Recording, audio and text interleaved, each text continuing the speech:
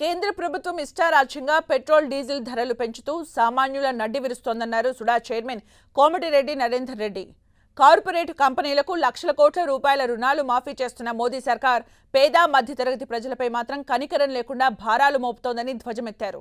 Mic దొరికితే గంటల తరబడి మాట్లాడే ప్రధాని సామాన్యుల కష్టాలపై ఎందుకు మాట్లాడటం లేదని ప్రశ్నించారు.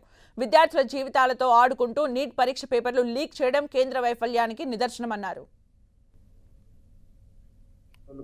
₹3 డీజిల్కి ₹4 పెంచడమే కాకుండా మళ్ళీ ఈరోజు దాదాపు రూపాయి వరకు మళ్ళీ పెంచినటువంటి దౌర్భాగ్య పరిస్థితి. మోడీ ప్రభుత్వం, బీజేపీ ప్రభుత్వం మాటలు ప్రజలను తప్పుదోవ పట్టియడం, గంటలు ప్రసంగించి మరి ప్రజలను ఏ విధంగా తప్పుదోవ పట్టించి పబ్బం గడుపుకోవడం తప్ప ఈ దేశ ప్రజలు నడ్డి విరిచే విధంగా గత 12-13 సంవత్సరాలుగా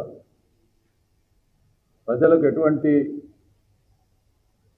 లాభం చేకూరేటువంటి పని చేయకుండా సామాన్య ప్రజలకు ఒక బతుకులను బాగుపరిచే పని ఏ ఒక్కటి చేయక ఈరోజు మళ్ళీ ప్రజలు నడ్డి విరిచే కార్యక్రమం చేస్తున్నటువంటి బీజేపీ కేంద్ర ప్రభుత్వం ప్రతిరోజు ఈ విధమైనటువంటి భారం వేస్తూ ఇది నిరంతరంగా కొనసాగేటువంటి అవకాశం కనిపిస్తాం.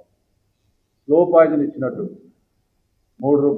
రూపాయి మళ్ళీ రూపాయి ఇట్లా దాదాపు 15 నుంచి 20 రూపాయలు తెచ్చేటువంటి దౌర్భాగ్య పరిస్థితి కేంద్ర ప్రభుత్వం చేస్తున్నదని మేము తీవ్రంగా ఖండిస్తూ ఉన్నాం.